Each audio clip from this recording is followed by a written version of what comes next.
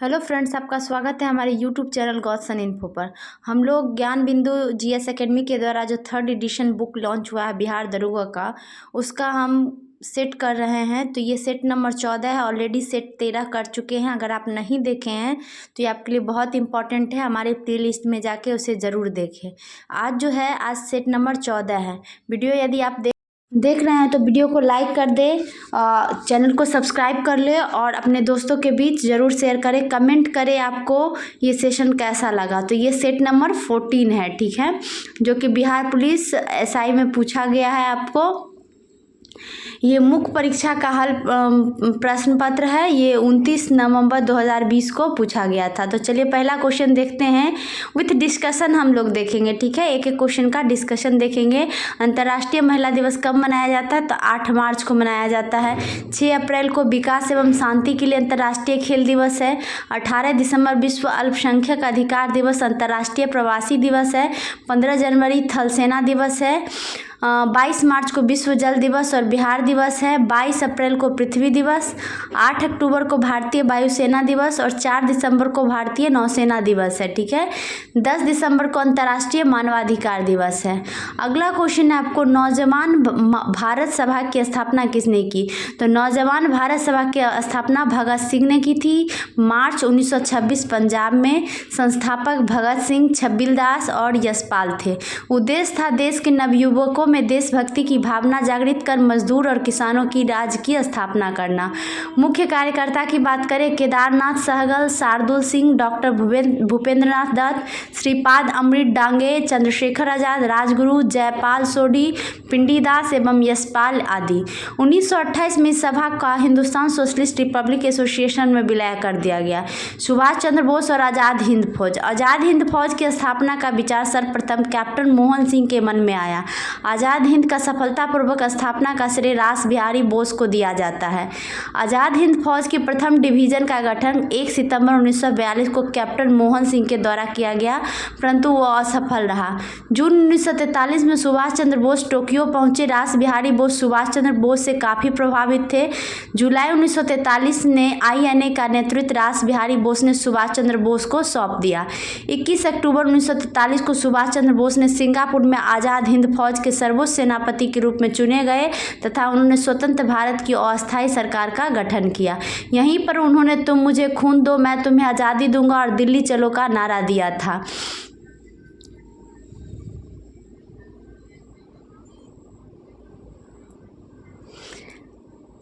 वर्ष 2012 में सूचना के अधिकार में पूछे गए प्रश्न के उत्तर में यह ज्ञात हुआ कि भारत सरकार द्वारा महात्मा गांधी को राष्ट्रपिता की आधिकारिक उपाधि प्रदान नहीं की गई है।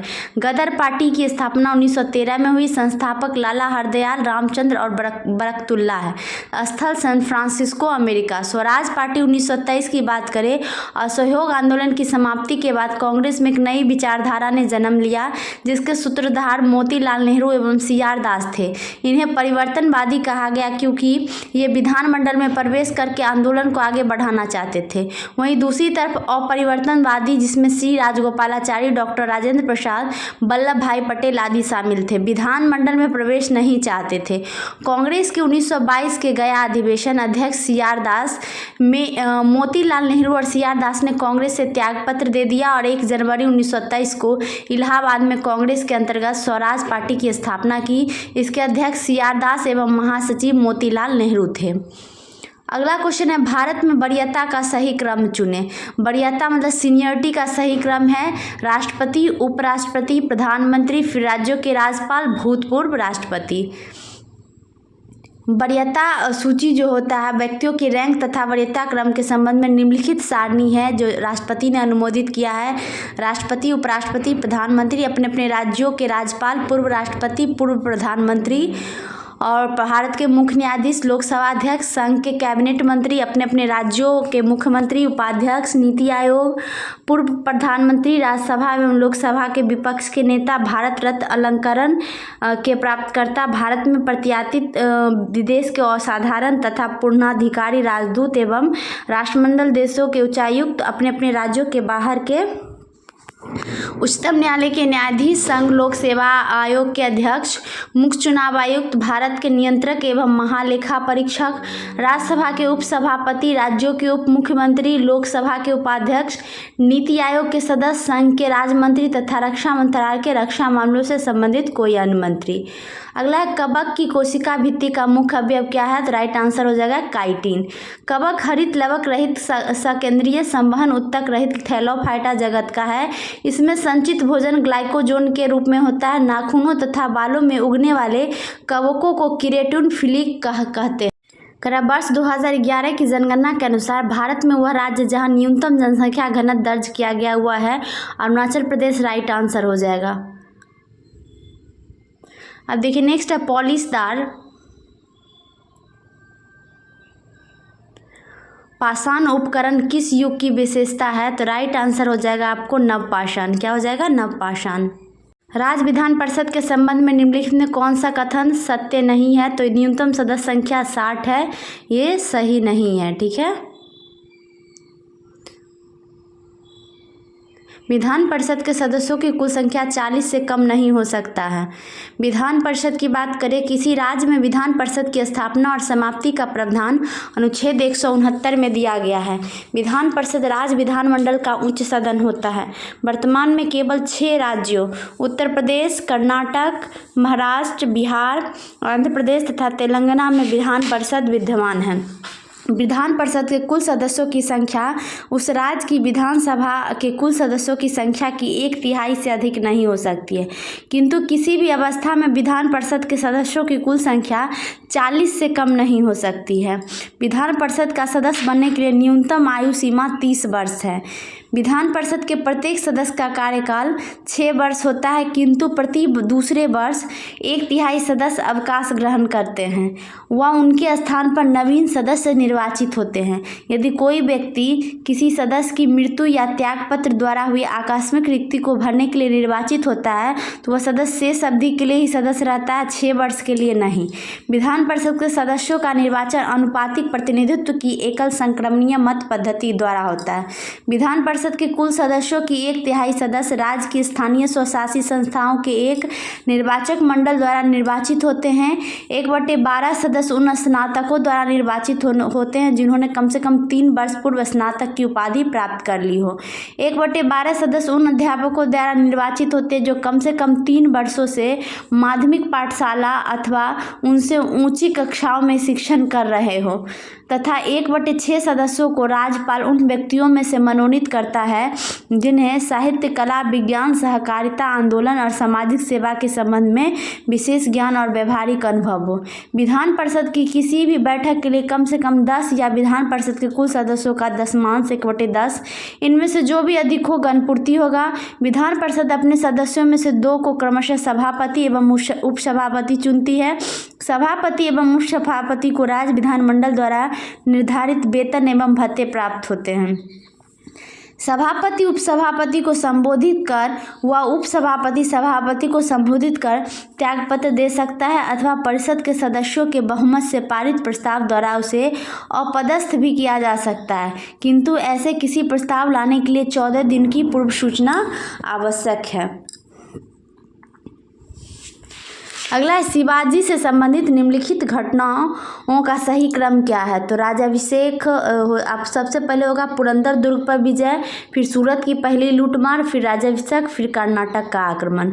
मराठा साम्राज्य का संस्थापक शिवाजी थे। शिवाजी का जन्म 6 अप्रैल 1627 में शिवनेर दुर्ग जुन्नार के समीप हुआ था। शिवाजी के पिता का नाम शाहजी भोसले एवं माता का नाम जीजाबाई था। शिवाजी ने 1646 ईस्वी में पूना के साथ स्थित तोरण का किला और 1648 में पुरंदर के किले को जीता। शिवाजी द्वारा सूरत अभियान 1664 में किया गया। शिवाजी का राज्याभिषेक 1674 ईस्वी में हुआ। 1656 में शिवाजी ने रायगढ़ को अपनी राजधानी बनाई। शिवाजी को राजा की उपाधि औरंगजेब ने दी। शिवाजी ने सूरत को 1664 में और 1670 में लूटा। पुरंदर की लड़ाई 1665 में मुगल साम्राज्य और मराठा साम्राज्य के बीच लड़ा गया था। पुरंदर की संधि 1665 में महाराजा जयसिंह एवं शिवाजी के मध्य संपन्न हुआ। 5 जून 1674 को शिवाजी ने रायगढ़ में वाराणसी के एक प्रसिद्ध विद्वान श्री गंगा भट्ट द्वारा अपना राज्याभिषेक करवाया। मूल रूप से गंगा भट्ट महाराष्ट्र का एक सम्मानित ब्राह्मण था जो लंबे समय से वाराणसी में रह रहा था। 1677 में गोलकुंडा के 2 ब्राह्मण मंत्रियों मदन्ना एवं अकन्ना की सहायता से शिवाजी ने अपना अंतिम अभियान कर्नाटक किया था। अगला है, निम्नलिखित में कौन सा प्रत्यक्ष लोकतंत्र का साधन नहीं है? तो राइट आंसर हो जाएगा जेरीमेंडरिंग। गेरी नहीं होगा, जेरीमेंडरिंग होगा। ठीक है, यह प्रत्यक्ष लोकतंत्र का साधन नहीं है। इसका उपयोग राजनीतिक दलों द्वारा चुनावी जिले की सीमाओं में हेर फेर कर किसी विशेष पार्टी या चुनावी समूह के लिए अनुचित लाभ स्थापित करने के लिए किया जाता है। राजनीतिक दलों को जब यह एहसास हो जाता है कि वो कुछ भी करे समाज के कुछ वर्ग उन्हें कभी वोट नहीं देंगे, तब जेरीमेंडरिंग पद्धति को लागू कर निर्वाचन क्षेत्र के सीमाओं को बदलते हैं।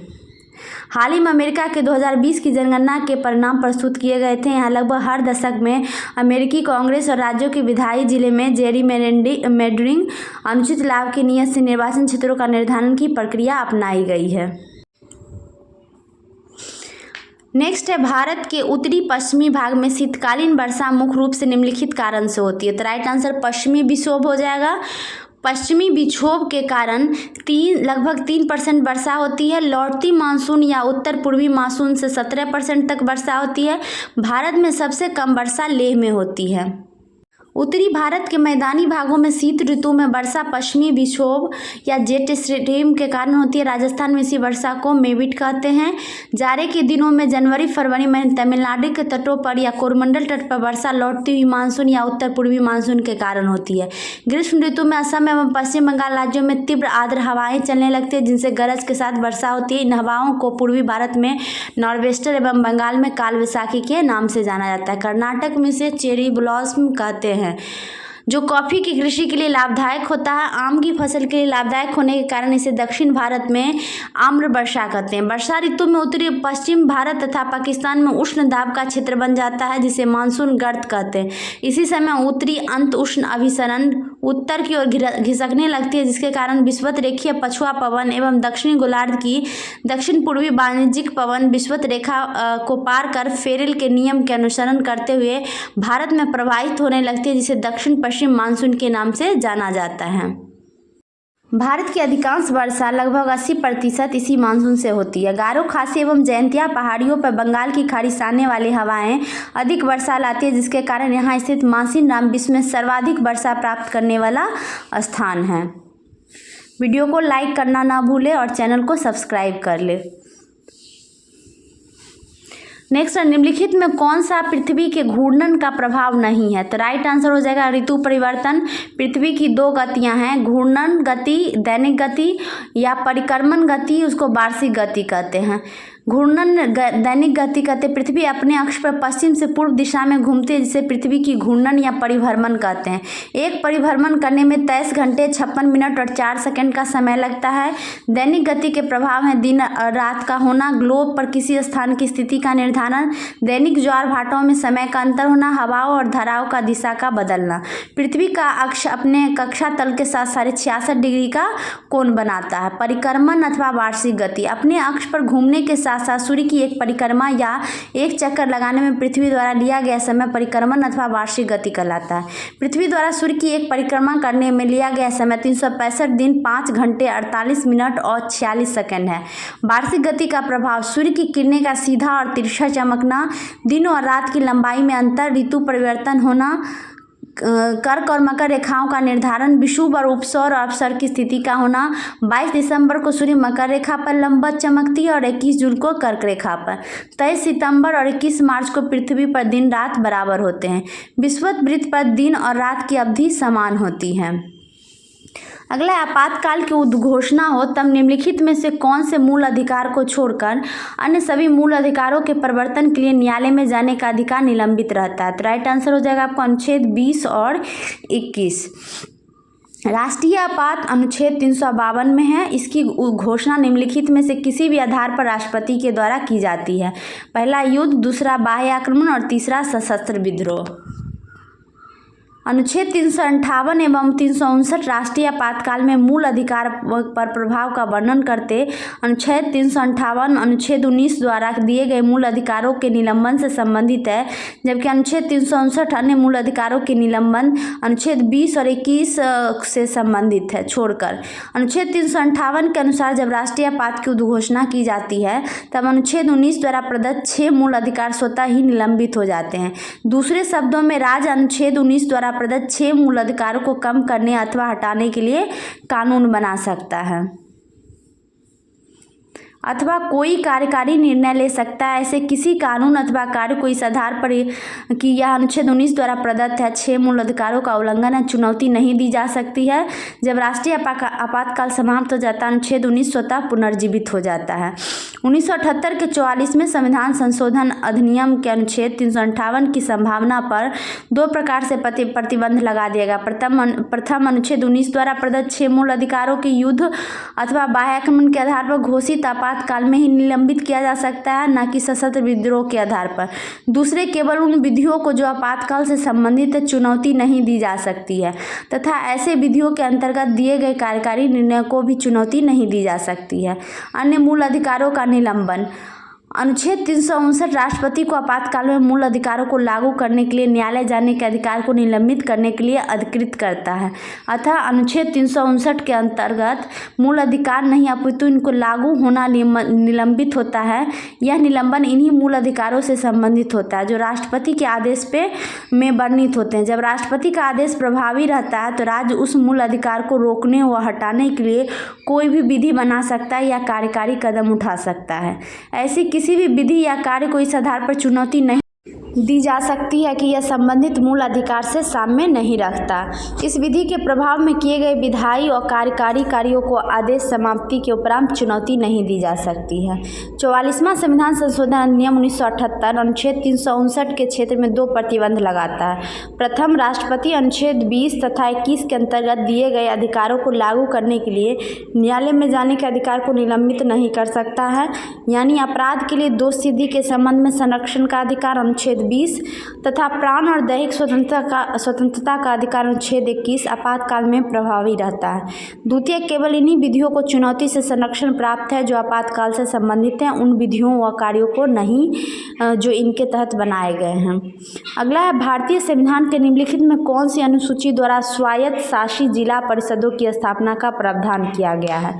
तो राइट आंसर हो जाएगा आपको छठी अनुसूची। भारतीय संविधान की छठी अनुसूची के तहत पूर्वोत्तर के 4 राज्यों असम, मेघालय, त्रिपुरा और मिजोरम में स्वायत्त जिला परिषदों की स्थापना की गई। ये स्वायत्त जिला परिषद आदिवासी संस्कृति की रक्षा और उसके संरक्षण की परिकल्पना करते हैं। संविधान की छठी अनुसूची असम, मेघालय, त्रिपुरा और मिजोरम में जनजातीय आबादी के अधिकारों की रक्षा के लिए जनजातीय क्षेत्रों के स्वायत्त स्थानीय प्रशासन का अधिकार प्रदान करती है।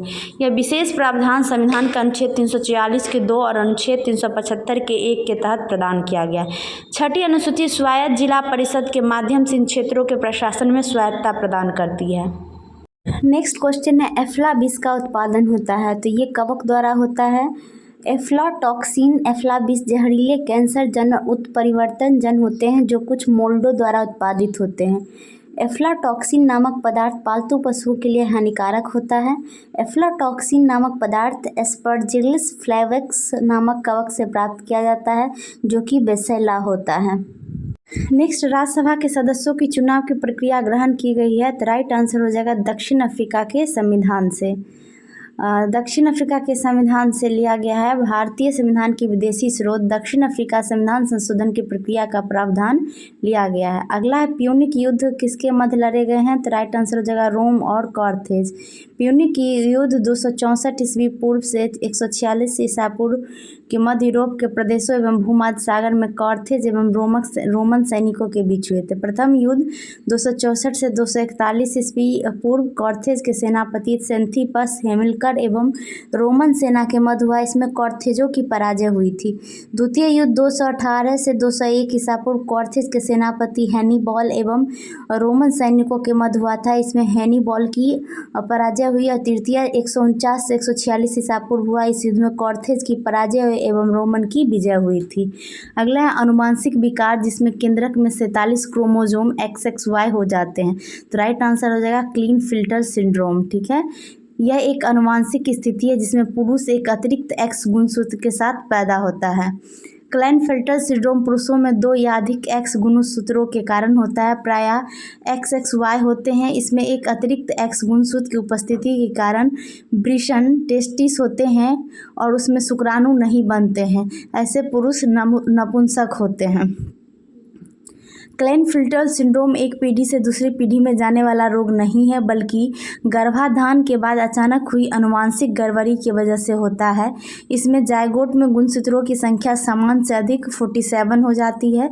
ऐसे जायगोट से उत्पन्न पुरुषों से स्त्रियोचित एवं स्तन स्त्रियों के समान विकसित हो जाते हैं। ऐसे पुरुष नपुंसक हो जाते हैं। अगला, निम्नलिखित में कौन सा मुख्यमंत्री के विषय में सही नहीं है? तो हो जाएगा राज्य मानवाधिकार आयोग के अध्यक्ष। राज्य मानवाधिकार आयोग एक बहुदलीय निकाय है जिसमें एक अध्यक्ष तथा 2 अन्य सदस्य होते हैं। राज्य मानवाधिकार आयोग का अध्यक्ष उच्च न्यायालय का एक सेवानिवृत्त मुख्य न्यायाधीश होता है। राज्य मानवाधिकार आयोग के अध्यक्ष एवं अन्य सदस्यों का कार्यकाल 3 वर्ष अथवा 70 वर्ष की आयु, दोनों में से जो पहले होता यह पुनः नियुक्त हो जाता है। अगला है अपविशिक व्यास में पीएन संधि डायोड के अवक्षय क्षेत्र की चौड़ाई घटती है।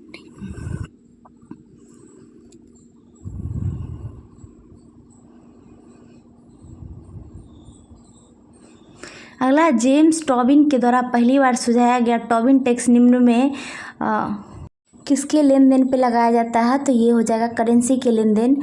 टॉबिन टैक्स विदेशी पूंजी के आवक पर लगने वाले कर को टॉबिन टैक्स कहा जाता है। इसका नामकरण नोबेल पुरस्कार से सम्मानित जेम्स टॉबिन के नाम पर किया गया। इस तरह का कर उस स्थिति में लगाया जाता है जब सरकार महसूस करती है कि विदेशी पूंजी के कारण घरेलू वित्तीय तंत्र पर नकारात्मक असर पड़ रहा है। अगला है, मुगल दरबार में प्रमुख चित्रकार कौन था जिसके नेतृत्व में अकबर ने चित्रकला का एक पृथक विभाग स्थापित किया? तो राइट आंसर हो जाएगा अब्दुसम्मद। मुगल चित्रकला हुमायूं के शासनकाल के दौरान विकसित हुई। जब वो अपने निर्वासन से भारत लौटा तो वो अपने साथ 2 फारसी महान कलाकारों अब्दुसम्मद और मीर सैयद को लाया। इन दोनों कलाकारों ने स्थानीय कलाकारियों में अपनी स्थिति दर्ज कराई और धीरे धीरे मुगल चित्रकला विकसित हुआ। अब्दुसम्मद एवं मीर सैयद अली को मुगल चित्र शैली का संस्थापक माना जाता है। अकबर के समय प्रमुख चित्रकार मीर सैयद अली, दसवंत, बसावन, ख्वाजा, अब्दुसम्मद, मुकुंद आदि थे। आईनी अकबरी में कुल 17 चित्रकारों का उल्लेख है, जिनमें 13 हिंदू थे। अकबर ने मोहम्मद हुसैन कश्मीरी को जरी कलम तथा अब्बू समद को सीरी कलम की उपाधि प्रदान की। दीन और इलाही धर्म का प्रधान पुरोहित अकबर था। अकबर के शासनकाल के प्रमुख गायक तानसेन, बाज बहादुर, बाबा राम दास एवं बैजू बावरा थे। अकबर की शासन प्रणाली की प्रमुख विशेषता मनसबदारी प्रथा थी। अकबर के समकालीन प्रसिद्ध सूफी संत शेख सलीम चिश्ती थे। नेक्स्ट है, कृषि का काटो और जलाओ प्रतिरूप भारत के किस प्रदेश में प्रचलित है? तो राइट आंसर हो जाएगा आपको उत्तर पूर्वी असम, मेघालय, मिजोरम, नागालैंड। ठीक है, इसे झूम कृषि के नाम से भी जाना जाता है। इसमें वृक्षों को काटकर एवं जलाकर भूखंड को साफ किया जाता है तथा राख को मृदा में मिलाकर उससे भूखंड पर कृषि की जाती है। अलग अलग राज्यों में अलग अलग नाम है। झारखंड में कुरबा, पश्चिमी घाट में कुमारी, मेघालय में बोगामा, मणिपुर में पामलू, छत्तीसगढ़ में दीपा, आंध्र प्रदेश में पोंडू या पेंडा, ओडिशा में पामडावी, हिमाचल क्षेत्र में खिल। नेक्स्ट है, भारत में किस उद्योग को कोकिंग कोयला के आयात की अपेक्षा होती है? तो राइट आंसर हो जाएगा इस्पात उद्योग। लौह इस्पात उद्योग में खनिज पदार्थों के रूप में लौह अयस्क, कोकिंग कोयला, मैग्नीज, रॉक फॉस्फेट, डोलोमाइट, सोरा, क्रोमियम, निकेल एवं अल्प मात्रा में कार्बन 0.0321% का प्रयोग किया जाता है। स्टेनलेस स्टील, जो कि लोहे और क्रोमियम का मिश्र धातु है, में कार्बन का प्रयोग उसकी कठोरता प्रदान करने एवं क्रोमियम का ताप सहनशीलता बढ़ाने एवं धब्बा रहित स्टील के लिए किया जाता है। भारत में कोकीन कोयले की कमी के कारण इसका आयात मुख्यतः ऑस्ट्रेलिया से किया जाता है। विश्व सरैया स्टील लिमिटेड भद्रावती एक ऐसा इस्पात संयंत्र है जो कोयले की स्थानीय आपूर्ति पर निर्भर न रहकर चारकोल अथवा लकड़ी का प्रयोग पर आधारित है, अर्थात यह संयंत्र कोयला उत्पादक क्षेत्र से बहुत दूर है। नेक्स्ट है, निम्न में कौन सा प्रत्यक्ष कर का उदाहरण नहीं है? तो राइट आंसर हो जाएगा वस्तुओं और सेवाओं पर कर। कर एक प्रकार का अनिवार्य भुगतान है जो किसी व्यक्ति को अनिवार्य रूप से सरकार को देना पड़ता है, जो कर आधार से संबंधित होता है तथा जिसके बदले करदाता को आवश्यक रूप से कोई लाभ नहीं प्राप्त होता। कर आधार से आशय उससे है जिसको आधार बनाकर लगाया जाता है, जैसे आयकर का आधार आय है। कर दो प्रकार के होते हैं, प्रत्यक्ष कर तथा अप्रत्यक्ष कर। प्रत्यक्ष कर हम उन करों को प्रत्यक्ष कर कहते हैं जिनके मौद्रिक तथा वास्तविक बोझ अर्थात कर से उत्पन्न कराघात तथा करापात उसी व्यक्ति पर पड़ते हैं जिनके ऊपर सरकार कर लगाती है। अप्रत्यक्ष कर है जिन करों के वास्तविक बोझ को विवर्तित किया जा सकता है, उन्हें अप्रत्यक्ष कर कहते हैं। केंद्र सरकार के प्रत्यक्ष कर हो गए आपको व्यक्तिगत आयकर, निगम कर, उपहार कर, आस्ति कर मतलब संपत्ति कर, व्यय कर, पूंजी लाभ कर, लाभांश कर, ब्याज कर, प्रतिभूति व्यवहार कर आदि। राज्य सरकार के प्रत्यक्ष कर हैं होटल प्राप्तियों पर कर, भू राजस्व, कृषि आय पर कर, व्यवसाय कर, गैर शहरी अचल संपत्तियों पर कर, रोजगारों पर कर, पथ कर। केंद्र सरकार के अप्रत्यक्ष कर हैं सीमा शुल्क, आयात एवं निर्यात पर लगाए जाने वाला कर, केंद्रीय उत्पाद शुल्क, केंद्रीय जीएसटी। राज्य सरकार के अप्रत्यक्ष कर हैं राज्य जीएसटी, स्टाम्प एवं पंजीयन शुल्क, राज्य उत्पाद शुल्क, वाहनों पर कर, विज्ञापन पर कर, सट्टेबाजी पर कर, डीजल पेट्रोल पर बिक्री पर कर। मूल्यवर्धित कर वैट सबसे पहले हरियाणा में और सबसे अंत में उत्तर प्रदेश में लागू किया गया था।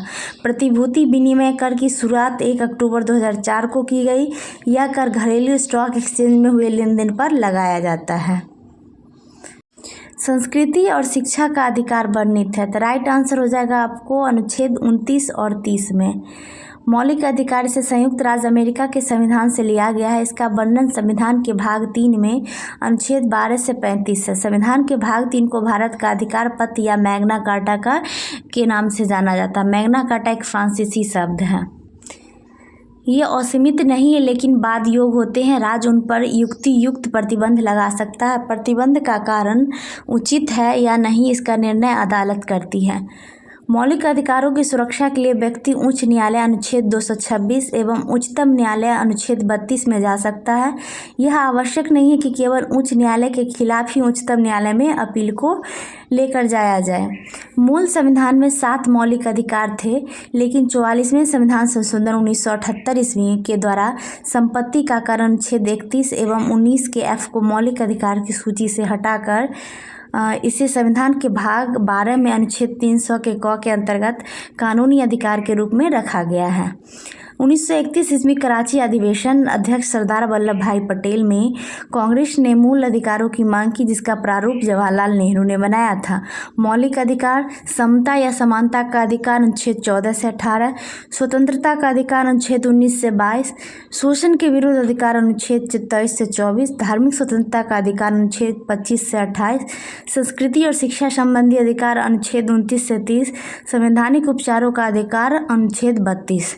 नेक्स्ट, निम्नलिखित में किसने रैयतवाड़ी बंदोबस्त आरंभ किया? तो राइट आंसर हो जाएगा थॉमस मुनरो। किसानों के साथ व्यक्तिगत रूप से किए गए लगान समझौते को रैयतवाड़ी कहा गया है। इस व्यवस्था के अंतर्गत ब्रिटिश भारत की 51% भूमि शामिल थी। 1792 ईस्वी में रैयतवाड़ी व्यवस्था बारामहल जिले में पहली बार कर्नल रीड द्वारा लागू की गई। 1820 ईस्वी में यह व्यवस्था मद्रास में लागू कर दी गई और इसे सुचारू रूप से चलाने के लिए मुनरो को मद्रास का गवर्नर बना दिया गया। 1825 में यह व्यवस्था बम्बई में लागू कर दी गई तथा 1858 तक यह व्यवस्था संपूर्ण दक्कन और अन्य क्षेत्रों में लागू कर दी गई। इसकी विशेषता थी सरकार और किसान के बीच कोई बिचौलिया वर्ग नहीं था। भूमि का स्वामित्व किसानों को दिया गया, जिससे वे भूमि का विक्रय कर सकते थे एवं गिरवी रख सकते थे। लगान की अदायगी न होने पर भूमि जब्त की जा सकती थी। लगान अदायगी की प्रत्येक 30 वर्ष बाद पुनर्समीक्षा करने की व्यवस्था की गई थी। राजस्व के रूप में किसानों का उपज का आधा भाग देना था, जो धन के रूप में देना होता था। महालबारी व्यवस्था। महल शब्द का अर्थ है जागीर अथवा गांव। इस पद्धति में सरकार ने राजस्व के लिए कृषकों से सीधा संपर्क नहीं किया, बल्कि गांव या जागीरों के मुखिया या लंबरदार को राजस्व वसूली का आधार बनाया। 1822 ईस्वी में व्यवस्था आरंभ की गई। यह व्यवस्था गंगा की घाटी, आधुनिक पश्चिमी उत्तर प्रदेश, मध्य भारत के कुछ भाग तथा तत्कालीन संपूर्ण पंजाब में लागू की गई। इस व्यवस्था में पहली बार लगान तय करने के लिए मानचित्रों तथा पंजियों का प्रयोग किया गया। इस व्यवस्था का जन्मदाता हॉल्ट मैकेंजी था। 1833 ईस्वी में मार्टिन बर्ड तथा जेम्स टॉमसन के बंदोबस्त में यह अपने सबसे अच्छे रूप में सामने आई। प्रारंभ में यह व्यवस्था में लगान उत्पादन का 2/3 भाग था, बाद में से घटाकर उत्पादन का आधा भाग यानी 50% कर दिया गया। लॉर्ड कॉर्नवालिस, इसने 1793 ईस्वी में स्थायी बंदोबस्त की पद्धति लागू की, जिसके तहत जमींदारों को अब भू राजस्व का लगभग 90% कंपनी को अथवा 10% अपने पास रखना था। अस्थायी बंदोबस्त की योजना जॉन शोर ने बनाई थी। इसे बंगाल, बिहार, उड़ीसा, बनारस एवं मद्रास के उत्तरी जिलों में लागू की गई। इसमें जमींदार भू राजस्व की दर तय करने के लिए स्वतंत्र थे। अब देखिए, भू राजस्व संग्रह करने की विधियां थी। क्षेत्रफल, जमींदारी 19%, रैयतवारी 51%, महलवारी 30%। पक्ष था जमींदार, किसान, मुखिया और लंबरदार। योजनाकार जमींदारी का लॉर्ड कॉर्नवालिस व जॉन शोर, रैयतवारी का रीड, टॉमस मुनरो, महलवारी का Holt Mackenzie, Martin Bird, James Thomason. Cornwallis को भारत में नागरिक सेवा का जनक कहा जाता है।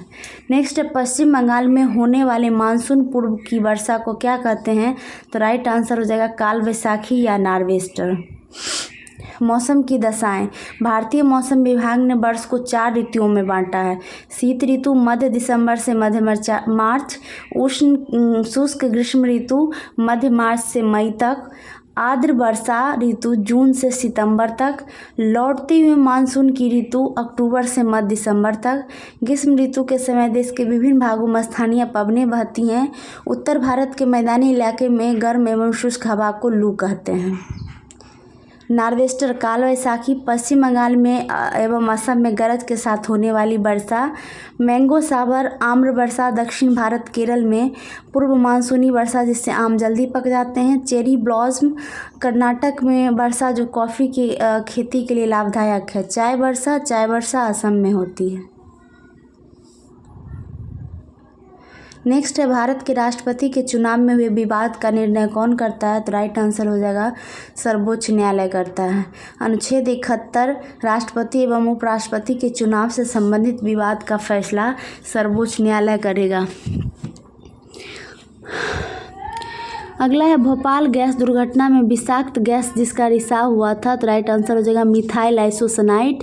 3 दिसंबर 1984 को घटित भोपाल गैस त्रासदी भारत के इतिहास में काला अध्याय है, जिसे शायद ही कभी भुलाया जा सकता है। भोपाल स्थित यूनियन कार्बाइड प्लांट में 3 दिसंबर को आधी रात में मिथाइल आइसोसाइनाइड के रिसाव के कारण हजारों की तादाद में लोगों की मृत्यु हो गई। Carbon monoxide, ethyl isocyanide, hydrogen cyanide. Video को लाइक करना ना भूलें और चैनल को नए हैं तो चैनल को सब्सक्राइब कर लें। नेक्स्ट है, दक्षिण पूर्वी एशिया के वृद्धि त्रिकोण में सम्मिलित है। तो राइट आंसर हो जाएगा सिंगापुर, मलेशिया एवं इंडोनेशिया।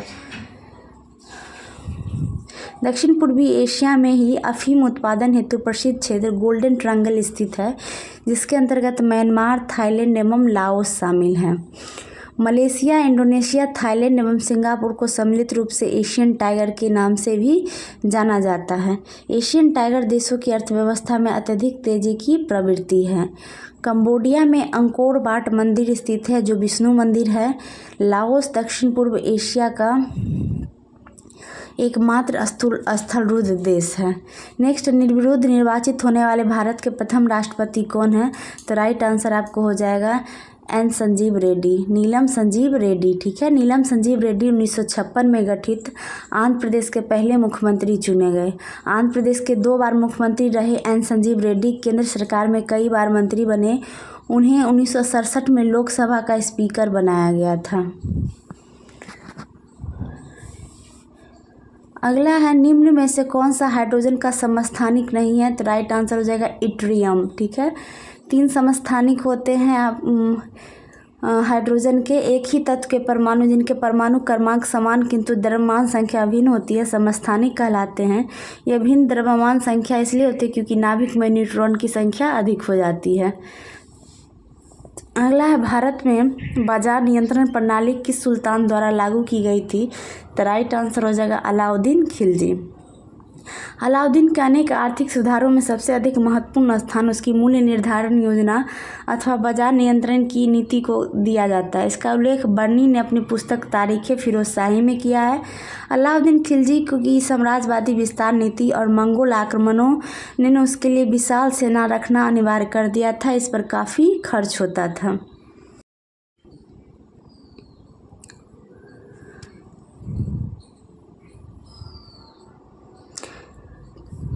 खिलजी ने बाजार नियंत्रण व्यवस्था को कार्यान्वित करने के लिए एक नए विभाग का गठन किया जिसे दीवाने रियासत का नाम दिया गया।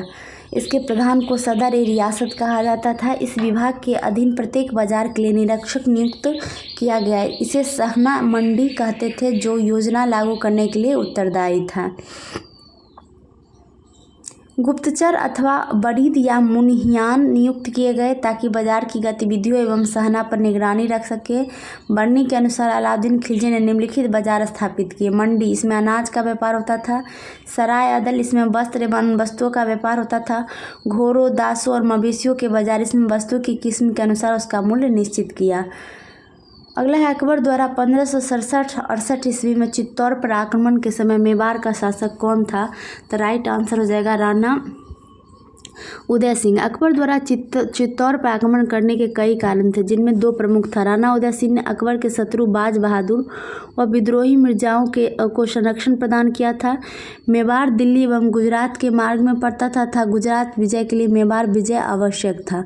1562 ईस्वी में अकबर द्वारा अजमेर की शेख मोहद्दीन चिश्ती की दरगाह की यात्रा के समय उसकी मुलाकात आमेर के शासक राजा भारमल से हुई। भारमल प्रथम राजपूत शासक था जिसने स्वेच्छा से अकबर की अधीनता स्वीकार की।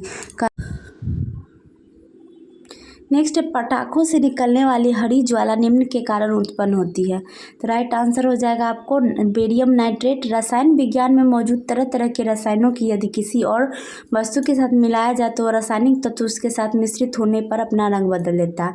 हरे रंग के लिए रोशनी निकालने के लिए उसमें बेरियम नाइट्रेट का इस्तेमाल किया जाता है। यह विस्फोटक पदार्थ का काम करता है। बारूद में मिश्रण होने पर यह अपना रंग बदलता है और हरे रंग में बदल जाता है। लाल रंग रोशनी के लिए उसमें स्ट्रांसियम का इस्तेमाल किया जाता है। स्ट्रांसियम को बारूद के साथ मिलाने पर इसका रंग लाल हो जाता है। पीले रंग के लिए सोडियम नाइट्रेट का रंग देखने में ही पीला नजर आता है। पटाखों में इस्तेमाल होने वाले बारूद के साथ इसे मिलाकर एक ठोस पदार्थ तैयार किया जाता है। इसमें सोडियम नाइट्रेट की मात्रा बढ़ाई जाती है जिससे इसका रंग और भी गाढ़ा पीला हो जाता है। पारा, यह प्रकृति में विस्तृत रूप में नहीं पाया जाता है। पारा थोड़ी मात्रा में स्वतंत्र रूप में पाया जाता है। पारा का मुख्य अयस्क सिनेबार है जो मुख्यतः यूएसए, मेक्सिको तथा इटली में पाया जाता है। नेक्स्ट क्वेश्चन है लोकसभा के प्रथम विपक्ष के नेता थे, तो राइट आंसर हो जाएगा राम सुभग सिंह। क्या हो जाएगा? राम सुभग सिंह। लोकसभा ने 1969 तक विपक्ष के एक आधिकारिक नेता को मान्यता नहीं दी थी। दिसंबर 1969 में कांग्रेस पार्टी को संसद में विपक्षी दल के रूप में मान्यता दी गई और इसके नेता राम सुभग सिंह को विपक्षी नेता की मान्यता दी गई। लोकसभा में विपक्ष के नेता लोकसभा के लिए निर्वाचित सदस्य जो भारत की संसद के निचली सदन में आधिकारिक रूप से विपक्ष के नेतृत्व करते हैं। विपक्ष का नेता लोकसभा में सबसे बड़े राजनीतिक दल का संसदीय अध्यक्ष होता है जो सरकार में नहीं होता है। यशवंतराव चौहान मुंबई राज्य के विभाजन के बाद महाराष्ट्र के पहले मुख्यमंत्री और भारत के 5वें उप मुख्यमंत्री बने। मोरारजी देसाई को भारत के चौथे प्रधानमंत्री के रूप में जाना जाता है। मोरारजी देसाई मार्च 1977 में देश के प्रधानमंत्री बने, लेकिन प्रधानमंत्री के रूप में इनका कार्यकाल पूर्ण नहीं हो पाया और चौधरी चरण सिंह से मतभेदों के चलते उन्हें प्रधानमंत्री का पद छोड़ना पड़ा। अगला है ग्लूकोज का एक अणु एंजाइम उत्प्रेरित श्रृंखलाओं की अभिक्रियाओं द्वारा पायरुविक अम्ल के 2 अणुओं में टूट जाता है। इस प्रक्रिया को क्या कहते हैं? तो राइट आंसर आपको हो जाएगा ग्लाइकोलाइसिस। क्या कहते हैं? ग्लाइकोलाइसिस कहते हैं। नेक्स्ट, गारो खासी जयंतिया पहाड़िया किस राज्य में स्थित है? तो राइट आंसर हो जाएगा आपको मेघालय। मेघालय में है, या दक्षिणी प्रायद्वीप का अंग है। इन पहाड़ियों का नाम विशेष रूप से उस क्षेत्र में पाई जाने वाली जनजातियों के नाम पर रखा गया है। खासी पहाड़ी के दक्षिण में स्थित मासिनराम विश्व में सर्वाधिक वर्षा प्राप्त करने वाला क्षेत्र है। अगला है डेविस कप का संबंध किस खेल से है? तो राइट आंसर हो जाएगा टेनिस। इसकी उत्पत्ति मिस्र या मध्य पूर्व में हुई है। इसका नाम टेनिस मिस्र में एक शहर जिसको अरबी में टिनिस कहा जाता है के नाम पे रखा गया है। विंबलडन टेनिस टूर्नामेंट की शुरुआत 1961 में की गई थी। युग्म सुमेलित नहीं है। Garden Reach ship limited Kolkata, Goa ship limited Vasco da Gama, Mazagaon जो है आपको यहाँ गोवा दिया हुआ है, ये मुंबई में है मझगांव। 28 अक्टूबर 2021 को मझगांव डॉक शिप लिमिटेड ने भारतीय नौसेना के project 15B class destroyer Visakhapatnam का पहला जहाज डिलीवर किया। गार्डन रिच शिप लिमिटेड, इसकी गौरव गाथा 1884 में शुरू हुई जब इसने रिवर स्टीम नेविगेशन कंपनी के जलयानों की मरम्मत के लिए एक छोटी कार्यशाला के रूप में अपनी यात्रा प्रारंभ की थी। 1913 ईस्वी में garden rich work ship limited के रूप में इसने अपनी यात्रा आरंभ की। वर्ष 1950 में भारत सरकार द्वारा अधिग्रहण किया गया। गोवा शिपयार्ड लिमिटेड 1957 में स्थापित आज भारत के पश्चिमी तट पर एक प्रमुख शिपयार्ड है जो जहाज़ों की डिजाइन, विकास, निर्माण, मरम्मत, आधुनिकीकरण, परीक्षण और कमीशनिंग के क्षेत्र के विभिन्न ग्राहकों की सटीक आवश्यकता को पूरा करता है। हिंदुस्तान शिपयार्ड लिमिटेड भारत के विशाखापट्टनम में स्थित एक पोत प्रांगण शिपयार्ड है। यह सिंधिया शिपयार्ड नाम से सिंधिया स्टीम नेविगेशन कंपनी द्वारा स्थापित किया गया था। इसका निर्माण बालचंद हीराचंद ने किया था। इसकी नींव डॉक्टर राजेंद्र प्रसाद ने 21 जून को 1941 को रखी थी। अगला, राज्यसभा साधारण विधेयक को अधिकतम लंबित कर सकती है। तो राइट आंसर होगा 6 माह के लिए। जब कोई प्रस्ताव संसद में कानून बनाने के लिए रखा जाता है तो उसे विधेयक कहते हैं। विधि निर्माण की प्रक्रिया की दृष्टि से विधेयक को 4 भागों में बांटा जा सकता है: साधारण विधेयक, धन विधेयक, वित्त विधेयक, संविधान संशोधन विधेयक। साधारण विधेयक यह कोई भी बिल होता है जिसमें धन विधेयक, वित्त विधेयक, अध्यादेशों को प्रतिस्थापित करने वाले बिलों और संविधान संशोधन बिलों में शामिल मामलों को अलावा अन्य मामले होते हैं। कानून की किताब में जगह पाने से पहले हर साधारण बिल को संसद में 5 चरणों से गुजरना पड़ता है। प्रथम वाचन, इसे संसद के किसी भी सदन में या तो मंत्री या किसी अन्य सदस्य द्वारा पेश किया जा सकता है। बिल भारत के राजपत्र में प्रकाशित होता है। दूसरा वाचन, विधेयक के अधिनियम में निम्न चरण से गुजरना पड़ता है। विधेयक को सदन की प्रवर समिति को भेज सकती है। विधेयक को दोनों सदनों की संयुक्त समिति के पास भेज सकती है।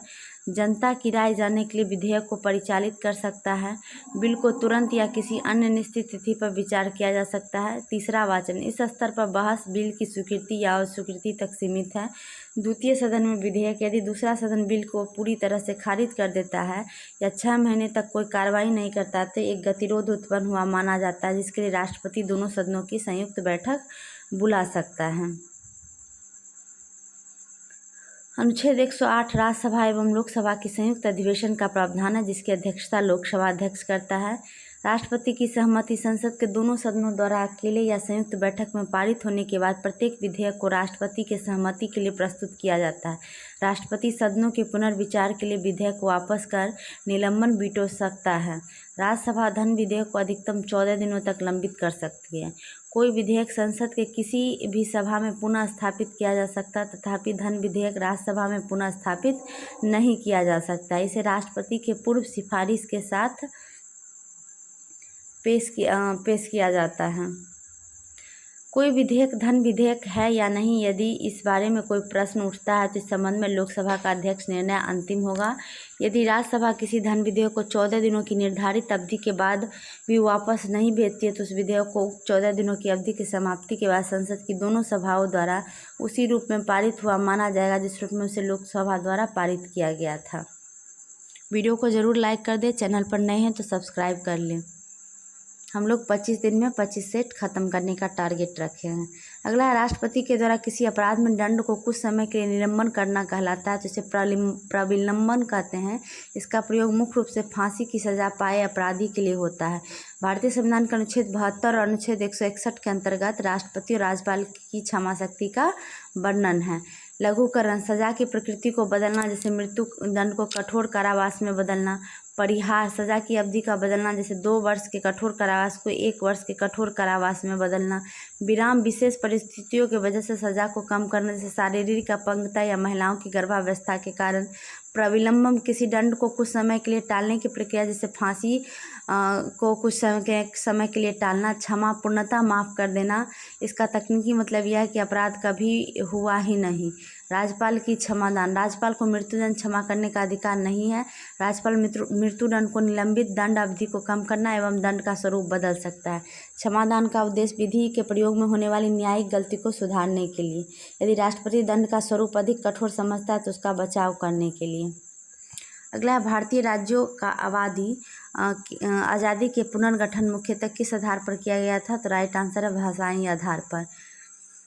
भारत में भाषाई राज्यों का विचार स्वतंत्रता पूर्व 1919 के पश्चात ही आरंभ हो गया था। 1920 के नागपुर कांग्रेस सत्र में भाषाई राज्यों के निर्माण के सिद्धांत को स्वीकार कर लिया गया था।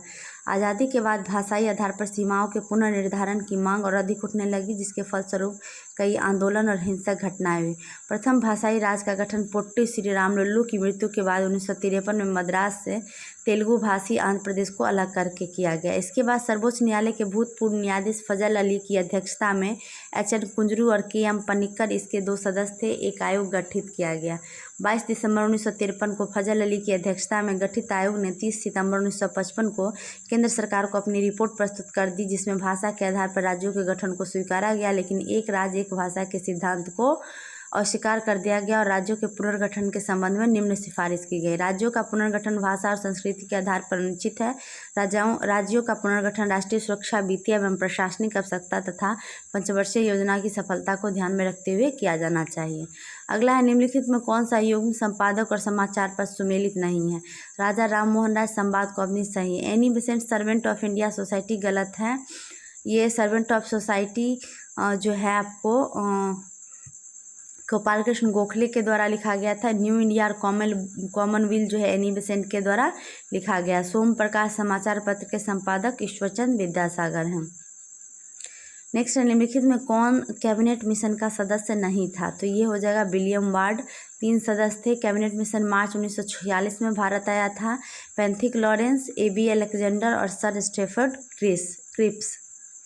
कैबिनेट मिशन की सिफारिश पर ही नवंबर 1946 में संविधान सभा का गठन हुआ। अगला है, भ्रूण और गर्भाशय के बीच संवहनी संपर्क बनाने वाली संरचना क्या कहलाती है, तो अपरा या प्लेसेंटा कहते हैं।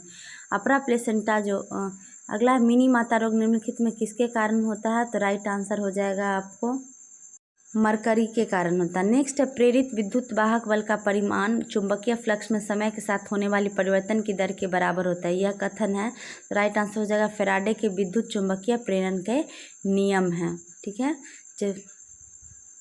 भारत में तटीय सीमा वाले राज्यों की संख्या कितनी है, तो 9 है। मुख्य भूमि के तटरेखा का गठन करने वाले 9 राज्य हैं गुजरात, महाराष्ट्र, गोवा, कर्नाटक, केरल, तमिलनाडु, आंध्र प्रदेश, ओडिशा और पश्चिम बंगाल। मुख्य भूमि तटरेखा की लंबाई 6100 किलोमीटर है। मुख्य भूमि लक्षद्वीप समूह और अंडमान निकोबार द्वीप समूह के समुद्र तट की कुल लंबाई 75 से 16.6 किलोमीटर है। भारत की सबसे लंबी तटरेखा जो है गुजरात की है। पादशाहनामा के रचयिता कौन है, तो अब्दुल हमीद लाहौरी हो जाएगा। ठीक है।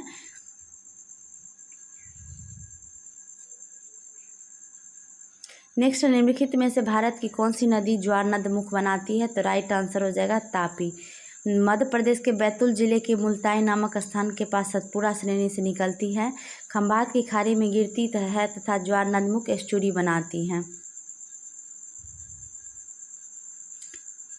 नेक्स्ट है, गांधी सागर बांध निम्नलिखित में किसका हिस्सा है, तो राइट आंसर हो जाएगा चंबल नदी की हिस्सा है। इसका उद्गम स्थल जनापांव की पहाड़ियाँ मध्य प्रदेश में। चंबल नदी उत्तर प्रदेश के इटावा जिले में भरे के निकट से निकलती है। नेक्स्ट है, निम्नलिखित राज्यों के किस एक में केबुल लामजाओ राष्ट्रीय उद्यान स्थित है, तो राइट आंसर हो जाएगा आपको मणिपुर। केबुल लामजाओ दुनिया का एकमात्र तैरता हुआ राष्ट्रीय उद्यान है जो मणिपुर में स्थित है। इसका एक बड़ा हिस्सा लोकटक झील में छोटे छोटे टापुओं के रूप में तैरता रहता है। इसका 5वां भाग जल के ऊपर तथा शेष जल में समाया रहता है। संगाई हिरन पूरी दुनिया में सिर्फ मणिपुर में पाए जाते हैं। हिरन की इस दुर्लभ प्रजाति के संरक्षण के लिए केबुल लामजाओ राष्ट्रीय उद्यान की स्थापना की गई। 1951 में मणिपुर सरकार ने संगाई हिरन को विलुप्त होने की घोषणा कर दी, किंतु बाद में व्यापक खोज के बाद कुछ संगाई हिरन पाए गए। इन्हें बचाने के उद्देश्य से 1954 में केबुल लामजाओ अभयारण्य की स्थापना की गई। केंद्र सरकार ने 1977 में केबुल लामजाओ को नेशनल पार्क का दर्जा दे दिया। नागालैंड में इंटाकी फकीम पुली बैज राष्ट्रीय उद्यान, मणिपुर में सिरोही राष्ट्रीय उद्यान, सिक्किम में कंचनजंगा राष्ट्रीय उद्यान है, अरुणाचल प्रदेश में नामदफा है। निम्नलिखित में किस गवर्नर जनरल का नाम व्यक्तिगत का सिद्धांत डॉक्ट्रिन ऑफ लैप्स के साथ जुड़ा हुआ है? राइट आंसर हो जाएगा लॉर्ड डलहौजी। व्यक्तिगत का सिद्धांत हड़प नीति ब्रिटिश ईस्ट इंडिया कंपनी द्वारा शुरू की गई अनुबंध नीति थी। 1848 और 56 के बीच भारत के गवर्नर जनरल लॉर्ड डलहौजी ने इस नीति को क्रियान्वित किया था। इस सिद्धांत के अनुसार अगर किसी सुरक्षा प्राप्त राज्य का शासक बिना एक स्वाभाविक उत्तराधिकारी के मर जाए तो इसका राज्य इसके दत्तक उत्तराधिकारी को नहीं सौंपा जाएगा। इसके बजाय अगर उत्तराधिकारी गोद लेने के काम को पहले से अंग्रेज अधिकारियों की सहमति प्राप्त न होगी तो ब्रिटिश राज में मिला लिया जाएगा। हड़प नीति के तहत ब्रिटिश साम्राज्य में विलय किए गए सतारा 1848, जैतपुर 1849, संभलपुर 1849, बघाट 1850, उदयपुर 1852, झांसी 1853, नागपुर 1854। तो ये आज का हम लोग सेट नंबर 14 देखे। फुल वीडियो आप लोग नहीं देखते हैं, फुल वीडियो देखिए। डिस्कशन बहुत ही आपके लिए इम्पोर्टेंट होगा। चैनल पर नए हैं तो चैनल को सब्सक्राइब कर ले, वीडियो को लाइक कर दे। और कल हम लोग सेट नंबर 15 कर रहे हैं। लाइव सेशन से ज़रूर जुड़िए और क्वेश्चन जो एनसीईआरटी का निचोड़ आ रहा है हिस्ट्री का उसे ज़रूर देखें। उससे क्या होगा कि आप जो भी पढ़े हैं क्या क्वेश्चंस बन सकता है ये इसका आपका कॉन्सेप्ट क्लियर हो जाएगा। तो हमारे साथ जुड़े रहने के लिए हमारे चैनल को ज़रूर सब्सक्राइब कर लें। आज के लिए इतना ही। Thank you so much.